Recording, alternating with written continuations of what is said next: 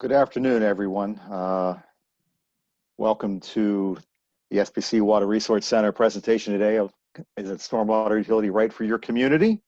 My name is Rob Arnold. I'm a Senior Project Manager with Rowland and Grubik here in the Pittsburgh office. And with me today is Adrian Vicari, and we'll give you a little bit of our bios in just a second. Certainly want to thank Aaron Keppel-Adams and the folks at the Water Resource Center of SBC for arranging this. Little commercial for the Water Resource Center is a Southwestern Pennsylvania Commission is dedicated to promoting regional collaboration on water topics, facilitating coordination and education, and providing technical assistance to its member governments. The WRC provides support to federal, state, regional, and local organizations, counties, cities, and municipalities on various water resource management and initiatives. WRC works to continue providing educational programs to the region, and if you are on their mailing list, you have received information about more upcoming programs. If you have ideas for needed training, please contact the WRC at spcwater.org. Thus endeth the commercial that Aaron got out of. Once again, thanks for joining us today. A couple of housekeeping items, because in this Zoom world, presenting to you folks is different. I know it's different for me. We will be allowing time for some questions and answers. Hopefully at the end, if you would like to submit those through the chat function, we'll be monitoring those and addressing those at the end.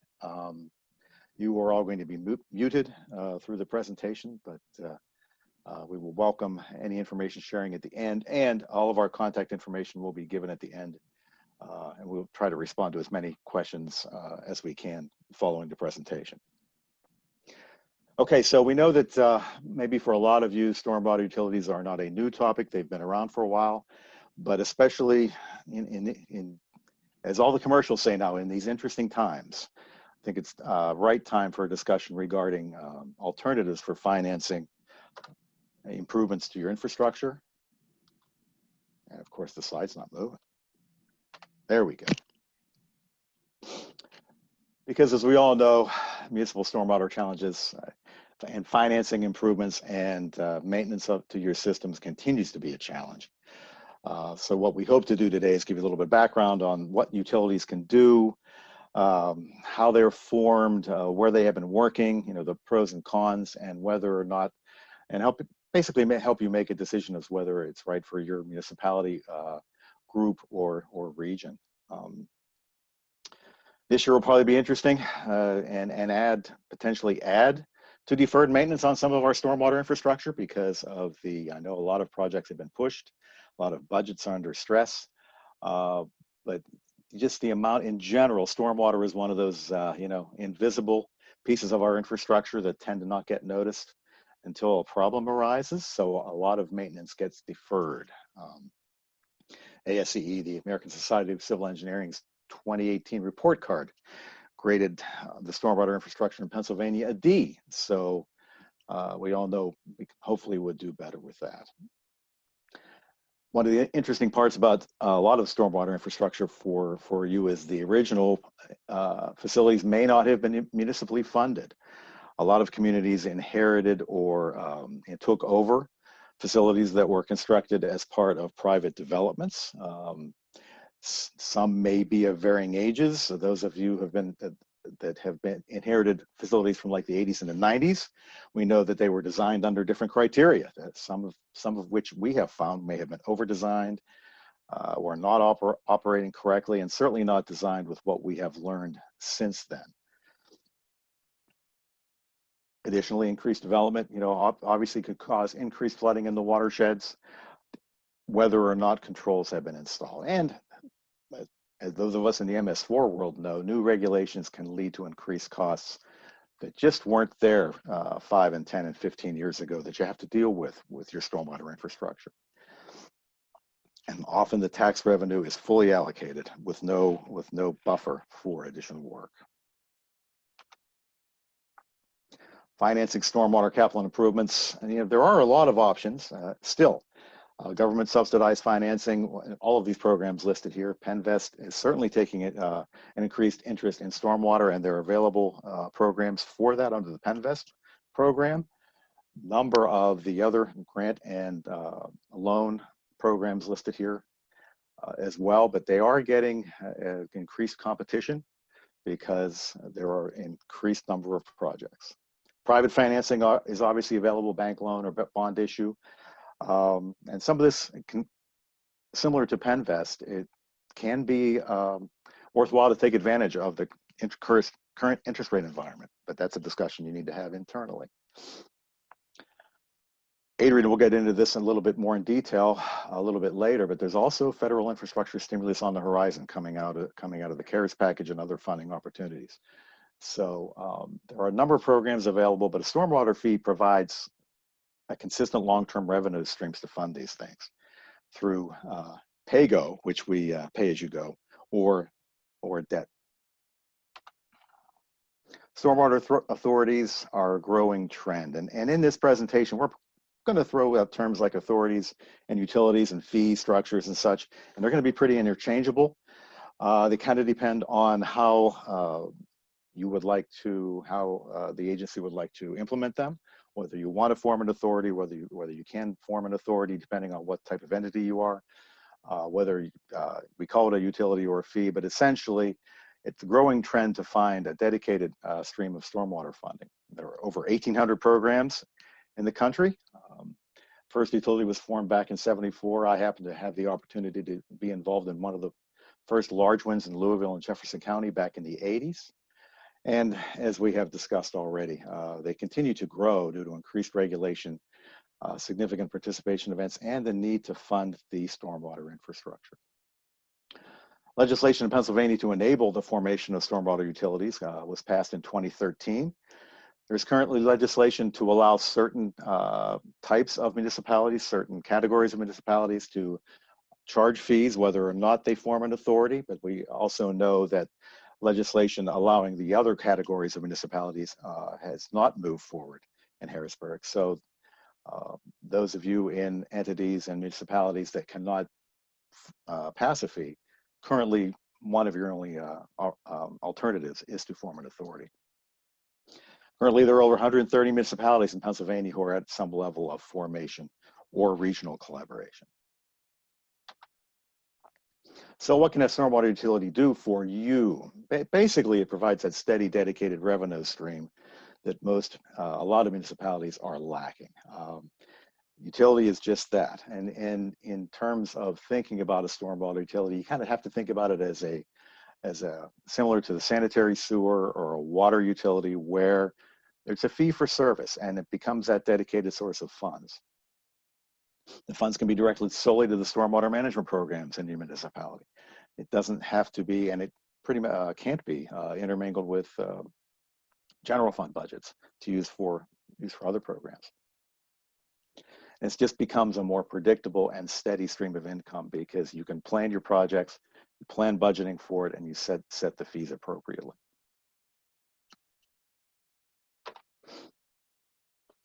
Another benefit is avoid costly deferred maintenance because you can plan for it. The traditional old mindset of using pay-as-you-go, as we have said, typically leads to significant deferred maintenance because there's always something else you can spend the money on. Part of the issue is dealing with the life cycle of the projects being installed. And for example, it's similar to paving. If you have 30 miles of pipe or however many miles of roads, and you can only replace so many each year, it's going to take you a long time to catch up. Another benefit is actually more equitable than a tax. And if you get into this discussion in your community, you often hear, well, it's just another tax. And no, it's not really, because it is, as we will describe soon, a more equitable system based on what different entities are contributing to the system. Excuse me, roughly 40 municipalities surveyed. The average residential property owner saves between 50 and 70% by paying a fee through taxes, because it's based on the impervious area and the runoff that you are contributing to the system. Fees can be collected from tax exempt users, which obviously they are not contributing to the general fund through the tax base. Credits can be provided based on level of service received for different for different properties, from residential to commercial to basically every level of user. And those credits can provide an incentive for the businesses to reduce their impervious surface, which is an overall benefit to the system. And in the MS4 world and in the water quality world, that's a common goal for all of us. So the current approach, is this fair? And this is the discussion that you often get into. Right now, this homeowner pays for stormwater through their real estate taxes, other local taxes, but the school and other tax exempt facilities basically pay nothing.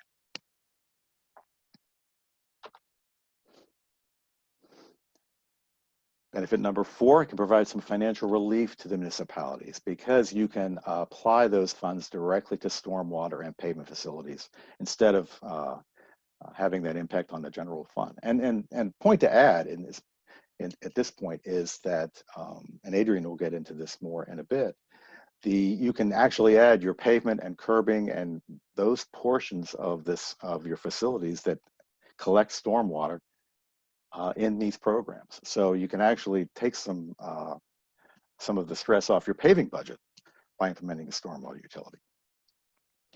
And as we know, again, in these interesting times, estimates are out there that municipal revenue could be reduced by anywhere from 10 to 15% this year, and still with the impacts remaining into next year. Funding through stormwater fees can, once again, take money out of that general fund to the stormwater budget. And then actually, it allows you to plan, and if you do use debt funding for some of your projects, it can help municipalities with that, because it doesn't, it doesn't come out of your municipal debt, it become part of the utilities debt.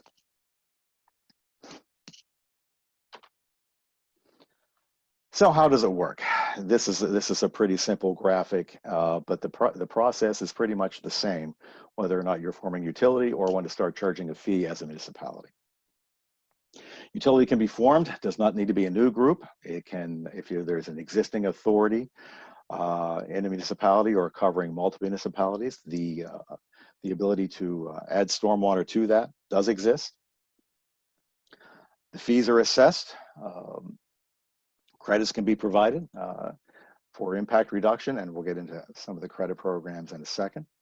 And the funds can be reinvested, both in engineering and design and planning, and then the actual capital projects in maintaining and constructing stormwater infrastructure.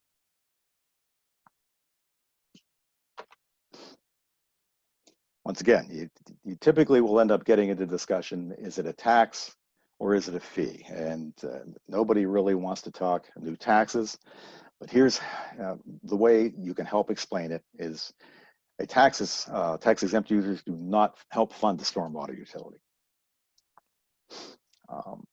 Under a tax, your assessed value is not really linked to the amount of stormwater runoff that your property is probably contributing to the system. Under a tax, residential properties owners typically pay more as a percentage of the budget than properties that contribute a lot more stormwater to the system. Under a tax, the property owner can control the magnitude of how much they pay. You're paying your millage, you're paying your assessment, and that money goes into the general fund that will be applied to the stormwater utility. And accounts to our municipal borrowing limits. Once again, separating the stormwater programs out of the general fund can help both the municipality on their borrowing limits and with the debt service applied to the stormwater program. Under a fee, all property owners pay. Residential, tax exempt, commercial, industrial, and the fee will be tied to the amount of stormwater they're discharging to the system. And we have found that the impervious area is the best linked to that. Typically, we'll save the residential constituents money. It incentivizes the property owners to partner with the municipality to meet the stormwater needs. And by that, we get back once again into both rate reduction, the amount of stormwater coming off a property, if they can apply some on-site BMPs, and the water quality, which is important in the MS4 world. And the fee can help self-liquidate any debt that the utility would incur planning and construction. We've mentioned this a few times, but here's an example of one of the municipalities that we have worked with a tax versus a fee comparison for residential properties. The top bar essentially shows that as a percentage of the impervious area for this community, the residential properties were right about 30%. The orange represents commercial, industrial, and the other two categories are tax exempt. However, as a percent of taxable value, the residential properties in this community were actually 51% compared with the other types of land uses. So in this case, the residential residential costs were actually 70% higher paying by property tax as opposed to the stormwater fee. Another direct example for that is this comparison. It's based on assessed property value of a residential property, a nonprofit property, and commercial properties. The second line, the annual tax related to stormwater, is a typical percentage of that budget that would have gone to the stormwater system in that community. And you can see that, especially for the residential property, about $162 a year would go to the stormwater program. Under an annual fee, typically between $5, $6, $7 a month for a residential property. The fee would have been $66 a year, and in this case, with the credit possibilities, even down to the residential properties, it could have been reduced to about $40 a year. Under the nonprofit category, you can see where nonprofit properties would have been contributing nothing, that they would be a significant contributor, and the large commercial properties as well. One of the discussion points with large commercial properties is, there is a financial impact in implementing a fee to the commercial properties. But one of the incentives of the credit program is that they can obviously reduce their costs significantly by working with the municipality and implementing some on-site controls.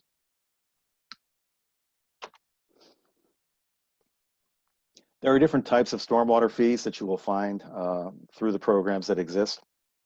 You can see on this graph, starting at the bottom and increasing in both accuracy and the effort it takes to get there.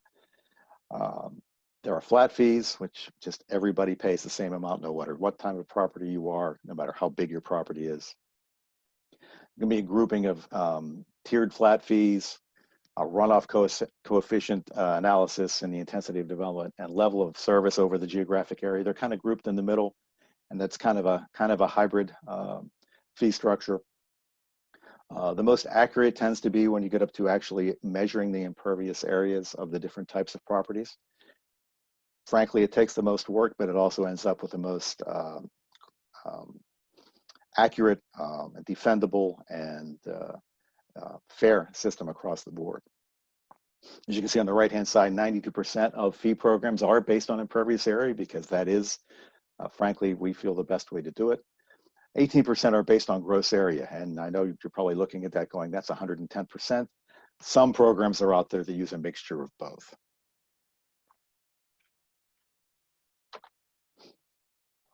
So, common rate structures, and we'll work our way through this. The tiered approach is you actually look at the impervious area estimates for your properties.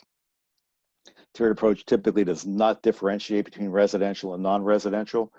It's based on how much impervious area of different property types. So if you look at the bottom graph of the tiers, under 500 square feet of impervious area in a property, typically there would be no fee. And it ranges up from there. Doesn't, as I said, does not matter whether that's a residential property or commercial, tax exempt, or any type of property. It's solely based on how much impervious area a property has.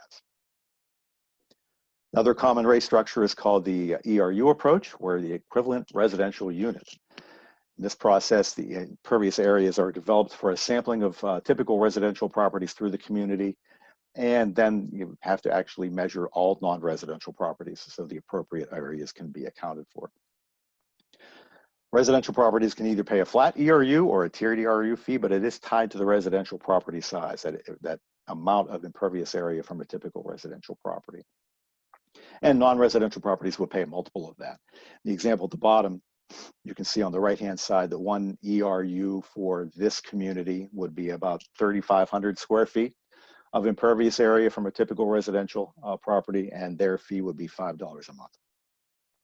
And the slightly larger picture to the left once you add up the impervious area of the building and the parking lot, end up with 45,000 square feet. You basically take how many, divide that by the 3,500, and that's how many ERUs that property would be assessed.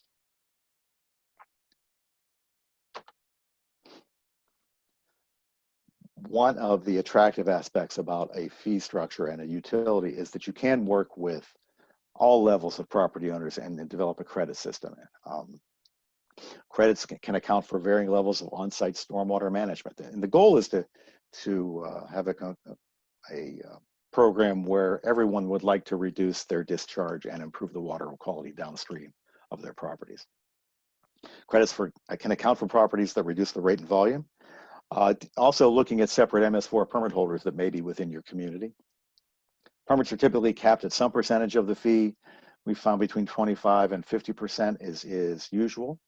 And there can be certain levels of requirements to achieve that credit. The property owner would have to install the on-site facilities according to certain criteria. They'd have to document that, and there would have to be an agreement between the property owner and the utility. All right, how do we get there? Some nuts and bolts of simply getting from to implement a stormwater utility. First of all, you have to review your current program. You have to review what's going on in the municipality or within the authority's service area, what your infrastructure is, what condition is it in. Probably do some capital improvement planning to develop a budget if you don't already have that, and plan out projects for a certain period in the future. We typically like to go 5 to 10 years. Public outreach and education is key because in a lot of areas, this is a new program and you get into a lot of that tax versus fee discussion. So we have found that public outreach and education can't be overemphasized as in the early portions of the development of a utility. Evaluation of rate structures and fee developments. That you go through that. Should it be tiered? Should it be ERU? Should it be flat fee? Should it be based on the gross area? We start having that discussion with what will work in that utility service area. You develop the appeals process and a credit policy for the credits that we just discussed on the previous slide, and it's typically enacted through a stormwater fee ordinance. We're going to hit public education and outreach again because this, once again, can't overemphasize how important this is. Depending on the area, a good task to take is developing a stakeholder advisory committee or policy advisory committee or just a stakeholder group of local residents, business owners. You want to start talking to the people and essentially promote the program to them, describe it, kind of dissuade all of the what could be disinformation from the beginning. Public meetings are important to describe the program and the funding structure, and especially describe the credit policy to let them know that while this could be a new fee in their jurisdiction, there are ways to help reduce the impact. Community education is important, and this is ongoing community education, working with websites. Luckily, there are a lot of platforms to do that now. We found that the municipalities and utilities that use social media and newsletters are very effective in getting the word out about the utility and what's happening. So we're going to get into actually how some of the existing utilities have been developed. Water doesn't follow municipal boundaries. We all kind of know that. And one of the best ways of forming and working with a stormwater utility is in a multi-municipal or regional solution. And Adrian is going to discuss some of the programs that we've developed at that point.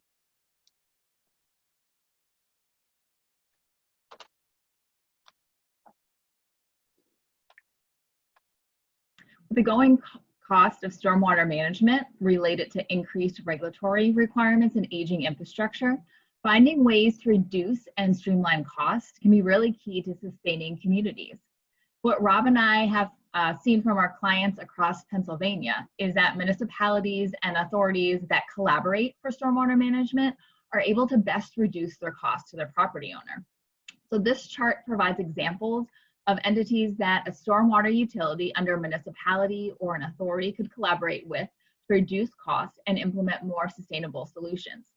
And we've seen collaboration start with the smallest property owner and extend all the way up to the federal government. Many types of collaborations will bring cost savings that can then be shared amongst all parties to arrive at more cost-effective and more sustainable stormwater solutions for communities. Next slide, please. So we find that property owners are more likely to partner with an authority or utility on stormwater management if they're rewarded. Well, a fee for stormwater with a credit program is a great opportunity to incentivize property owners for them to get involved. Implementing a stormwater fee is a great chance to educate the community on the importance of water quality and the cost of stormwater management, and help them realize that they can mitigate the community's costs by making improvements on their property. And then that cost savings comes back to them through a credit, which then reduces their stormwater fee. We've seen municipalities realize a whole host of financial and administrative benefits to their stormwater programs through property owner involvement. And this can include things like maintaining their private infrastructure, installing green infrastructure, and other BMPs or best management practices, the new public education and outreach, overall partnering to save costs. And one example with some of our larger collaborations, we do more significant stormwater partnerships. So I have a regional stormwater client, and what they do is after they sweep the streets, they screen all of the debris and give it back to developers as clean fill. The utility saves $65 per ton because they're not sending it to a landfill, and so they're giving it to a developer. And then that savings is giving back to the developer as a credit on their bill. So in the end, both entities win. Next slide. Municipalities and stormwater utilities have the opportunity to collaborate on a regional or county level, as Rob mentioned as well. Partnering with a county planning department, conservation district, watershed group, or regional authority is a great way to lessen the cost and administrative strain associated with stormwater management. One benefit, as Rob mentioned before, is that a regional solution supports watershed-based planning and management. Since political boundaries and watershed boundaries seldom coincide, when we can move outside of those political boundaries and solve stormwater problems on a watershed basis, then we can start to address the problem and the source together. So for instance, you can address a downstream flooding problem along with the upstream cause of the flooding. And what this does is it allows for more effective stormwater solutions to be implemented.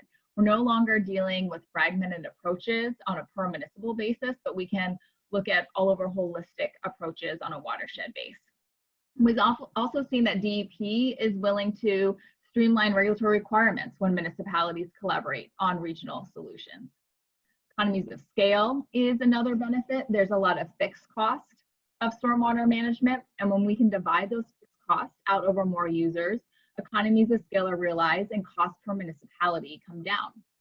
Along those same lines is increased purchasing power for equipment and supplies and enhanced opportunities for government grants and loans. I'm sure you've realized that subsidized funding is getting harder to come by. And we're seeing funding agencies are giving higher consideration to entities that have sustainable stormwater programs. So those that are implementing regional approaches to do what they can to streamline costs and that have developed long-term funding mechanisms. And what that does is it ensures that the infrastructure installed through the grant or loan will be adequately maintained. Also, with a lot of the funding programs, such as those awarded by the Commonwealth Financing Authority, they can be political in nature. And legislators are more likely to get behind projects that benefit a larger constituent base. So regional entities can generally get more favorable consideration for grant dollars. And really the biggest seller for regional collaboration is the cost savings. It's more cost effective and an equitable approach for ratepayers. Next slide. For municipalities who are MS4 permit holders, there are additional significant benefits to be derived from a regional approach. And the first is that if you have an impaired waterway in your municipality, you can save significant amount of money by implementing a regional pollution reduction plan as part of your MS4 permit. So with a regional approach, DEP will look at the combined pollutant loads of the municipality, not the individual pollutant loads. And this means that you no longer need to install your best management practices within your municipal borders or within the drainage way of the impaired stream. You can install BMPs anywhere within the watershed, and all the municipalities will take credit for the associated pollution reduction. Why is this important? Well, this means that you can install projects which yield the greatest pollution reduction load for the lowest cost. It can be really difficult finding available land along waterways to implement BMP projects, especially in urban municipalities, if the BMP must be sited in the drainage way of an impaired stream. But when you can begin considering regional BMPs, this is where the big cost savings come in. When you considering the pounds of pollutants that BMP removes, some BMPs are more cost effective than others, which you can see on the slide. Stream bank restoration costs roughly $5 to $15 per pound of sediment removed, whereas a rain garden may be $40 to $75 per pound of sediment, and permeable pavement could be over $500 per pound of sediment removed. But when we can implement regional BMPs, there's more available land space to site and construct the lower cost BMPs, such as stream bank restoration, because we're able to site BMPs in additional places. And BMP implementation cost is the most significant cost in the MS4 program. When we can install cheaper BMPs, that's when cost savings to the municipality and the property owners become considerable. And I want to take a moment to highlight that it's possible for neighboring municipalities to work together, even if they don't share the same regulatory responsibilities. Perhaps not all the municipalities are MS4 permit holders, and that's fine. You just need a cost share mechanism that addresses the varying needs of each municipality, which has provided services, and that the cost of the program are allocated based upon the services that each municipality receives. Next slide, please. So I'm working on a few county collaborations in which we're planning regional programming now in order to be ready for the 2023 MS4 permit term, since multi-municipal collaborations typically can take some time to pull together. So relative to that, I've had the opportunity to meet with DEP Central Office several times to discuss what the next round of MS4 permits may look like. They don't anticipate releasing specific information for another year or two on the actual requirements for the next permit term, but there's some changes that they're currently discussing and brainstorming in-house. So currently DEP determines which municipalities have an MS4 permit based upon urbanized area, and which municipalities have land which the US Census has determined to be urbanized. If there's urbanized area within the municipality and separate storm sewer systems, those are the municipalities getting MS4 permits. By the next permit term, it may actually be tied to land use and not urbanized area, and the NLCD developed land use classifications, meaning many municipalities with MS4 waivers in 2018 would not likely be eligible for waivers in 2023, and a lot of new municipalities would then enter into the MS4 regulated program. Pollution reduction requirements will be tied to local water quality impairments, or in some cases, potentially larger watershed impairments, which could necessitate BMPs to be placed in both developed and in rural areas to achieve goals. This is the case, and multi-municipal collaborations may be necessitated to keep costs affordable to property owners. Next slide. There's also a growing number of ways in which a stormwater utility can collaborate with state and federal government for cost savings, and this slide provides some current examples.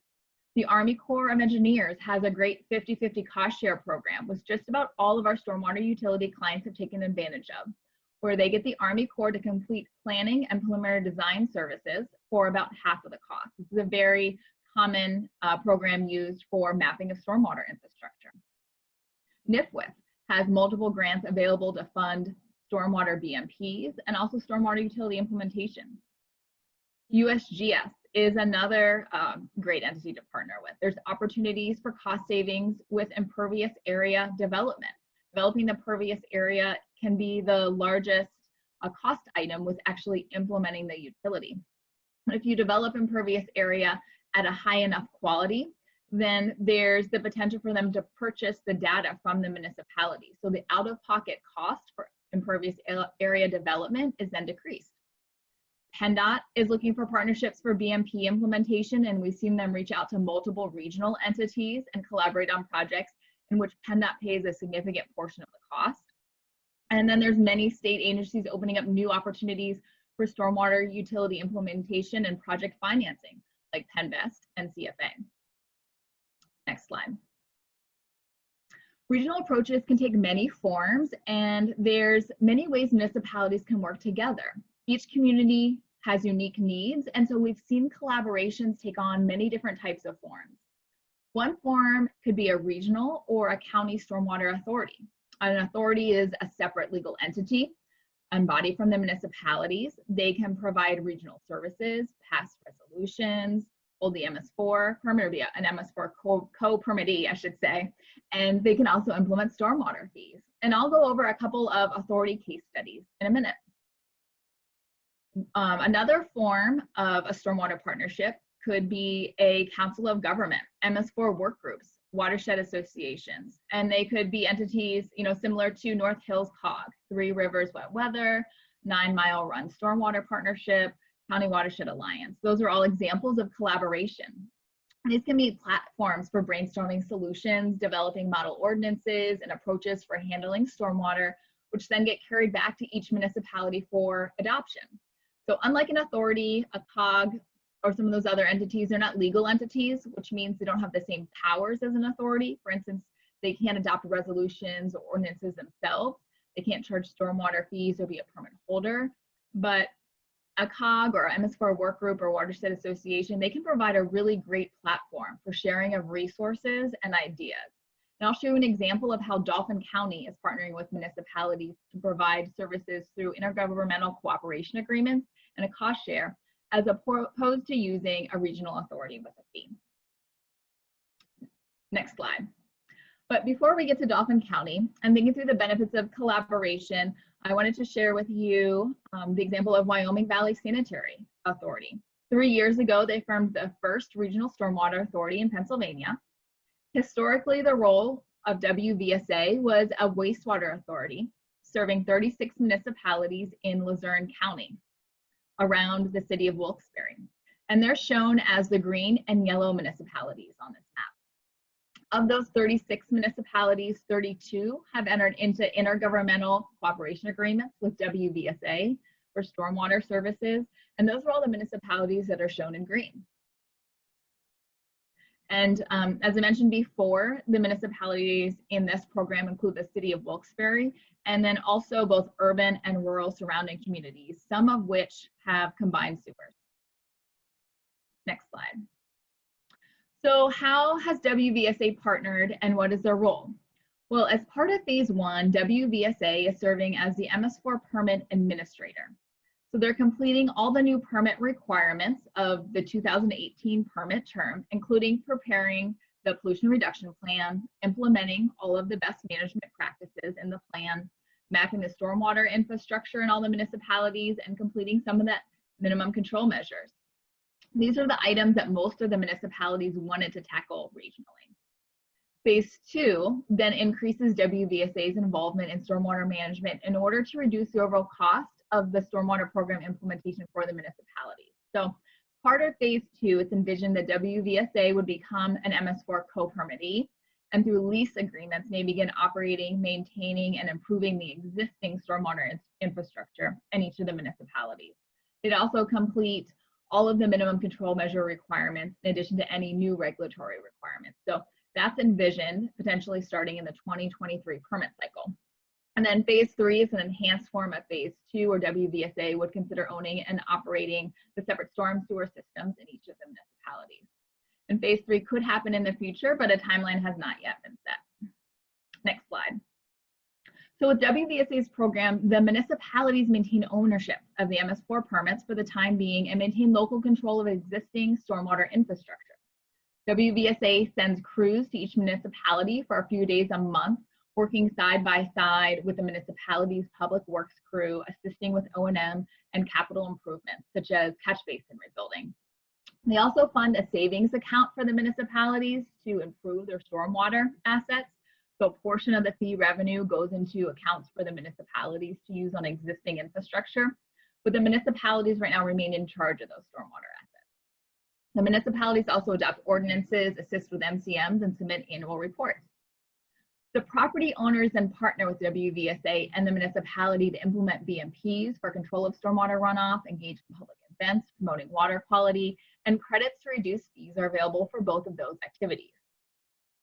In each of the 32 municipalities served by WVSA, municipalities are saving between 50 and 70% and capital improvement cost over the next 5 years by working together. And that's a typical cost savings that we've seen for large collaborations throughout Pennsylvania that we're working on. 90% of the property owners in WVSA's service area pay a stormwater fee to WVSA of $4.80 per month or less, which is roughly a 60% savings to the average residential property owner than paying for stormwater through taxes. Also, as Rob mentioned before, a stormwater fee gives property owners a say in how much they support and pay for stormwater service. When it's funded through taxes, they're charged based upon the assessed property value, and the charge isn't altered if and by how they control stormwater on site. But with a fee, the property owner is given a fee reduction in the form of a % reduction off their bill when they collaborate. So in the end, they choose how much they wish to pay versus how much they wish to do on their own. So strategic partnerships are the backbone of WVSA's program, and regional entities such as authorities have been shown to develop more effective partnerships typically than single municipalities. In the case of WVSA, partnerships started when they joined together with the municipalities to tackle the growing stormwater concerns. Then they quickly expanded up to the state and federal level and down to property owners, as I just mentioned. WVSA is partnering with developers, municipalities, and other authorities on green infrastructure projects. And this is allowing WVSA to implement large-scale regional BMPs, many existing flood control devices along the levee system, reducing the cost of regulatory compliance by at least $9 million. And then through partnerships with USGS, the federal government bought from WVSA the imagery and LiDAR that WVSA developed to derive the impervious area estimates to both property owners. WVSA also formed one of those strategic partnerships with the Army Corps of Engineers that I mentioned. The Army Corps is completing GIS mapping of all of the stormwater infrastructure in the 32 municipalities, and then they'll likely do condition assessment and asset management planning. Federal partnerships saved WVSA $10 million over the course of the current permit term. WVSA is also forming partnerships with local universities, schools, and organizations who are coming alongside them to assist with MCMs 1 and 2, which is public education and public involvement. All of the new stormwater requirements cost money. There's not a lot of grant dollars available for stormwater, so the more partnerships WVSA forms is really the key to keeping costs low for users. And partnerships which can be used to meet new regulatory requirements can really be key. Next slide. So how did the municipalities begin collaborating on stormwater management? Well, WVSA began the process by considering if regional collaboration for stormwater management was both feasible and beneficial to the region, and they did that through the course of a feasibility study. One of the first orders of business of the study was to commence discussions with the local legislators, local state legislators, and DEP to receive buy-in and support and begin a dialogue that could continue throughout the process. And then the next step was to get in front of the municipalities and begin educating them on the new regulatory requirements and benefits of regional collaboration. Each municipality was asked to complete a comprehensive stormwater survey. And that survey was really key in determining what each municipality's needs were relative to stormwater management and what types of ways the municipalities were willing to work together.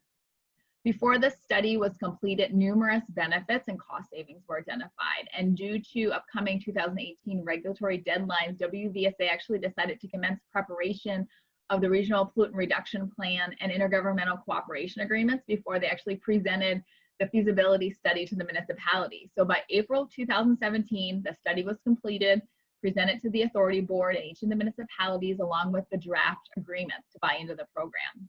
And within 4 months, the intergovernmental cooperation agreements were signed by 31 of the municipalities. From there, programming was implemented. Programming was actually implemented in advance of the billing for the stormwater fee. That billing commenced in January of 2019. And I think one of the reasons the program was implemented so quickly and a key was that WVSA funded all of the pre-planning and implementation costs. So they charged each municipality only $3,000 to complete the regional pollution reduction plan. And that was because DEP required a cost share from the municipalities. So what WVSA did is it used reserve funds on hand to fund everything up until the time that they started billing the fee. And then currently WVSA is repaying itself for all of that planning and implementation costs from a portion of the fee revenue that they're currently receiving. Next slide. Another multi-municipal stormwater initiative that we're working on is with Dauphin County, and that includes Harrisburg and neighboring municipalities. A few years ago, Dauphin County adopted a comprehensive plan which stated that the county would support the efforts of municipalities and others to address MS4 stormwater requirements. You can see here on the slide the need for a better stormwater solution. All of the light blue streams on the map are not impaired. And that means that all of the red, yellow, orange, and green lines show stream impairment. Those are streams that are not meeting their designated uses due to pollution.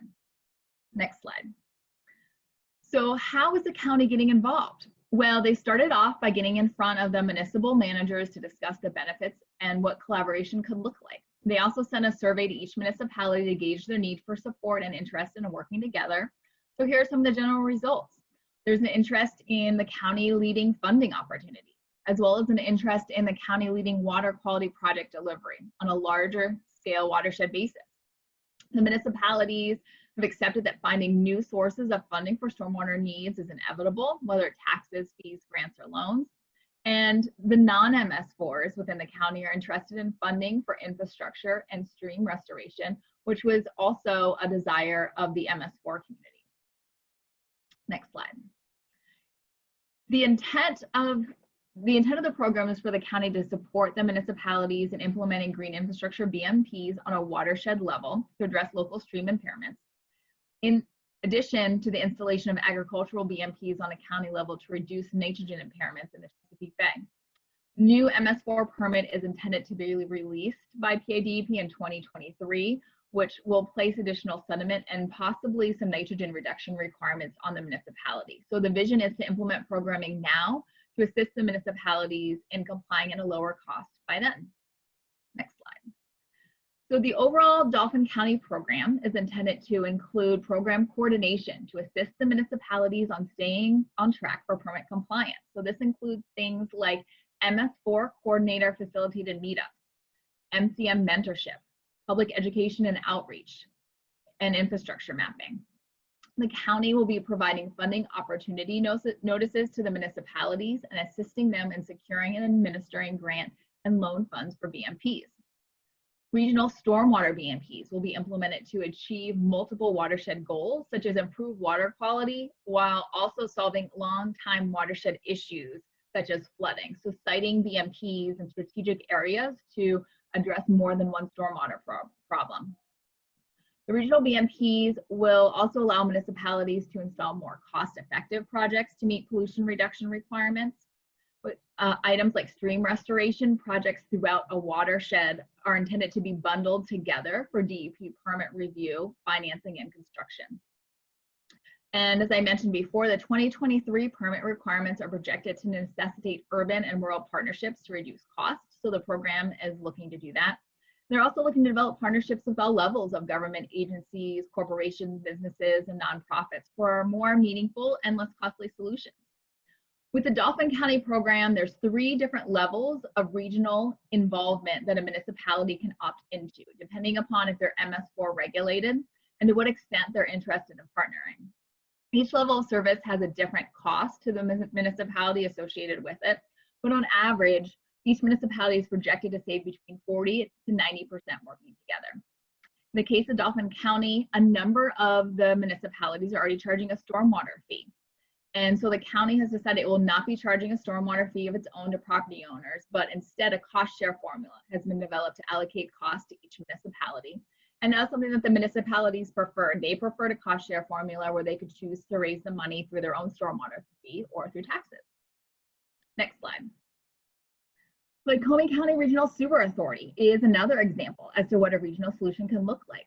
Historically, Lycoming County led cooperation between municipalities on the north and south sides of the Susquehanna River surrounding the city of Williamsport.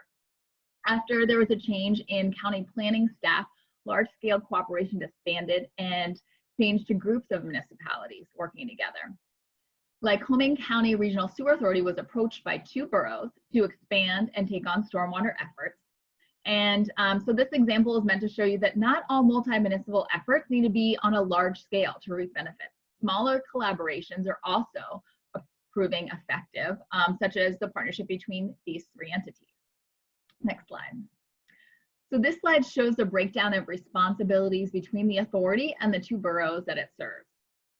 In the top blue rectangle, you can see that the authority will be handling various stormwater program activities, managing and coordinating requirements under the borough's permits, stormwater fee billing, mapping of the systems, and other administrative functions. The cost of those services is split between the municipalities based upon pollutant loads and impervious area, with 90% being billed to one borough and the remaining 30% billed to the other borough.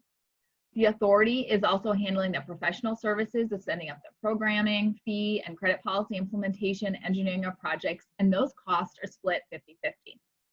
Each borough has their own public works crews maintaining some function of service, including operation and maintenance of the existing infrastructure and street sweeping, and the authority is giving fee revenue back to the municipality to cover some of those costs. The authority will then be implementing green infrastructure projects, which are referred to as the compliance BMP projects on the slide, and the cost of those projects will be split 70-30 based upon pollution loads and impervious area. Next slide. The authority started by executing a memorandum of understanding between the three parties, defining the roles and responsibilities during Stormwater Authority implementation stage, including who would be responsible for what cost. And in this case, that was executed, I want to say in September or October of 2019.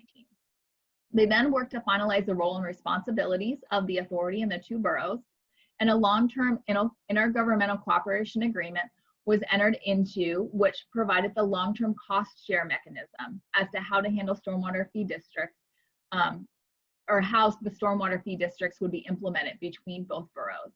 And that intergovernmental cooperation agreement was signed towards the beginning of this year. They then developed a regional pollution reduction plan and budget projections for the MS4 permit term. And then a public education outreach strategy was developed, which is currently being implemented. Rates for each borough and a credit policy were developed, and stormwater programming and billing for service starts next month. Next slide.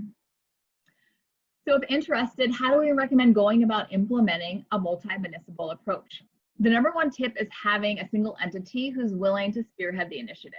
I've seen many different regional collaborations, and the ones that are the most impactful and cost effective are when there's a county or a regional wastewater authority or someone else who's willing to get involved and lead the effort to assess the feasibility and how the programming together would work. So single point leadership, as opposed to a group of municipalities working together without a defined leader, can be really key.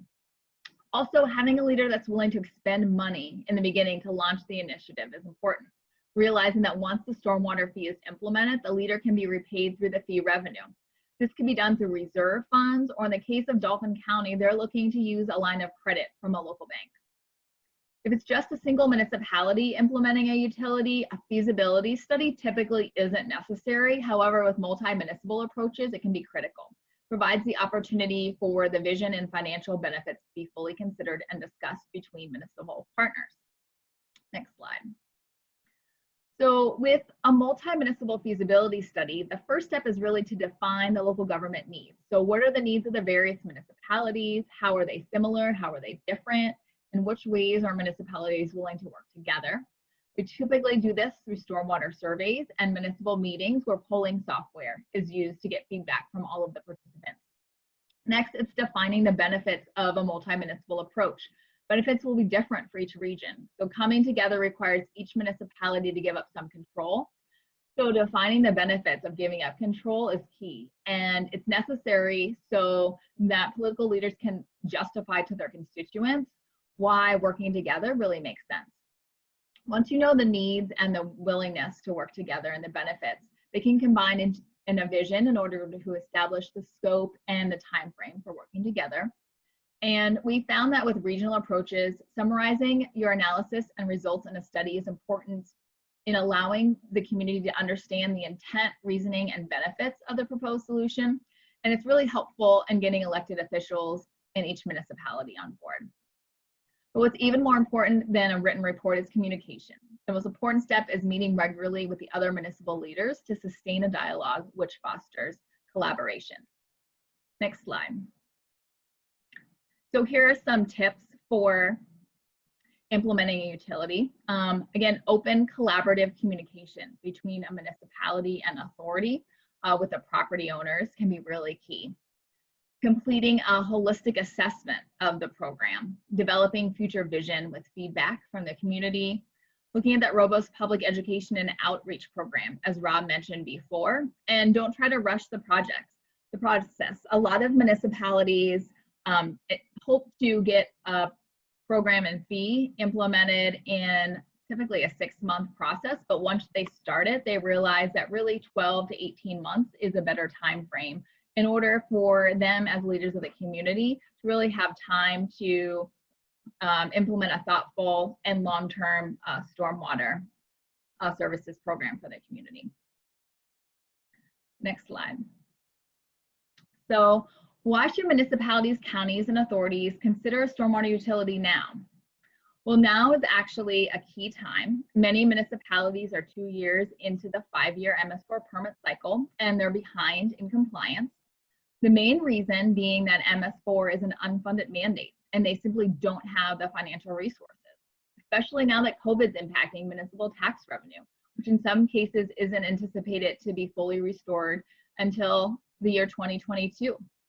Mentioned before that municipal tax revenue on average is estimated to be down 10 to 15% this year, but for some municipalities it will likely be more. So funding through a stormwater fee, what it does is it allows the stormwater and the pavement management cost to be cut from the municipal budget and moved over to a separate stormwater budget funded by a fee. And what that does is it frees up cash flow in the general fund budget. So it's going to help municipalities balance budgets even with COVID reduced revenue, especially with regional programs funded by a fee. You know, several counties are pushing county initiatives forward now. So their municipalities can cut stormwater costs out of their municipal budgets because they realize that impact of COVID on municipal tax revenue. Also, regional solutions take time. Now is the time to begin feasibility studies for the approach to bring maximum cost savings for the next permit round.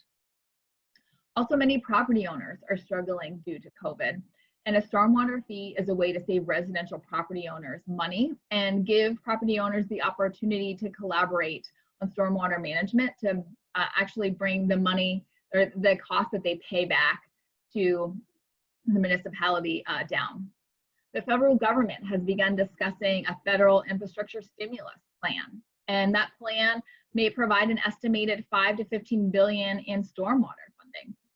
That funding is going to trickle down to the state level, and we're likely going to see stimulus funds awarded from Pennsylvania funding agencies. Funding priorities are anticipated to be regional initiatives, green infrastructure, permit compliance like MS4, and shovel-ready projects.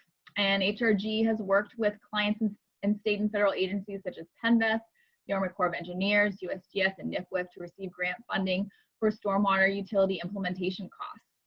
We realize that timing implementation to take advantage of these stimulus funds could really be key.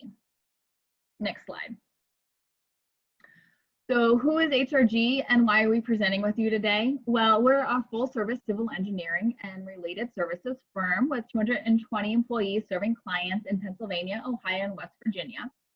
We have 57 years of experience providing municipal engineering services, and we've worked with over 150 municipalities in Pennsylvania on stormwater fee feasibility, the implementation, and multi-municipal stormwater solutions. Something that we're very passionate about because we've seen that stormwater utilities have great benefits to communities, including fostering collaboration amongst property owners and the municipality to improve water quality in a more cost-effective way with measurable results. So we have a little bit of time left with you today. We wanted to use the opportunity to answer any questions that may have been submitted through the chat function. So I'll turn it over to Rob or to one of our program administrators to read off any questions that we've received.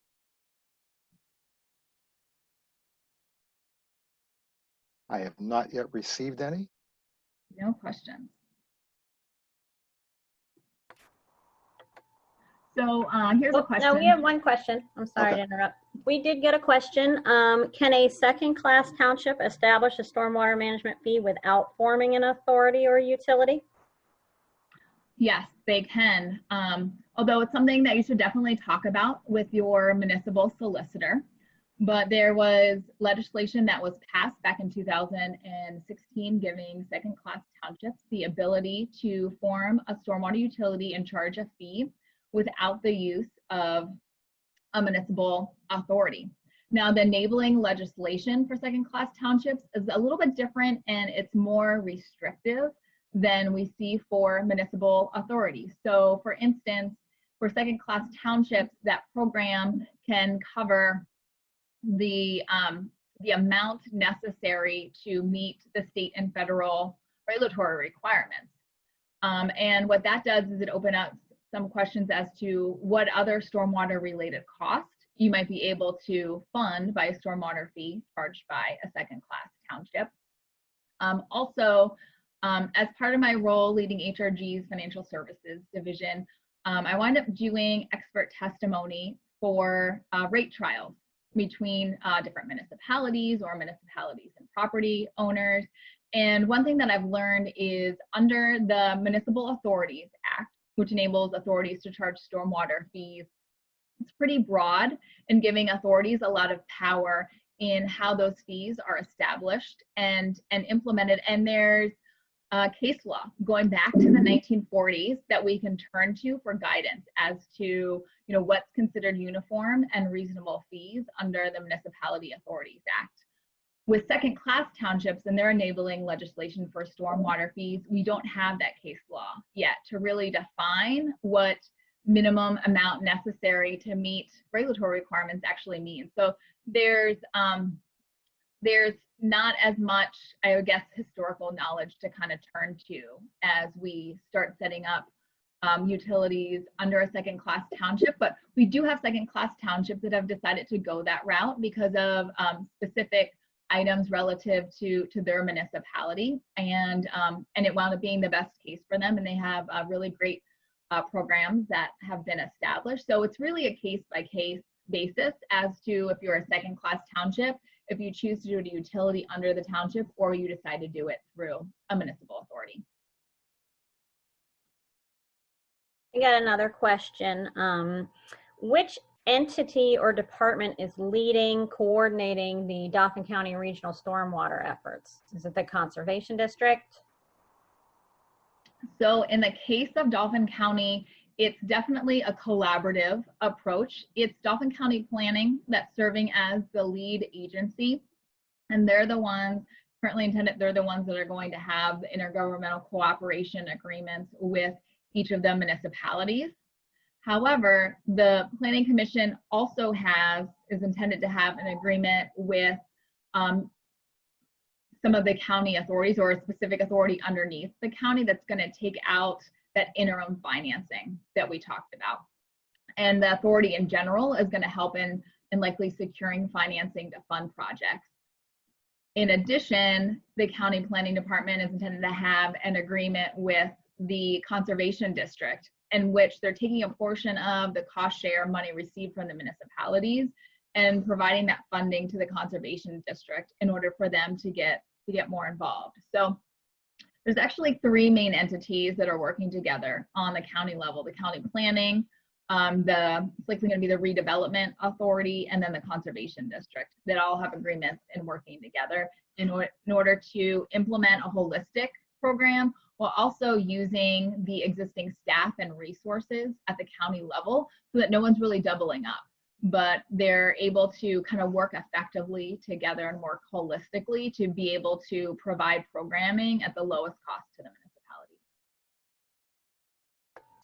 We have one more question. Are you aware of any current efforts underway in Allegheny County to create a stormwater utility? Rob, I'll let you take that one. Yeah. I'm not aware of countywide. There are individual municipalities that have formed utilities and have started charging fees. I believe PWSA is looking at a program, but countywide, I am not aware of one.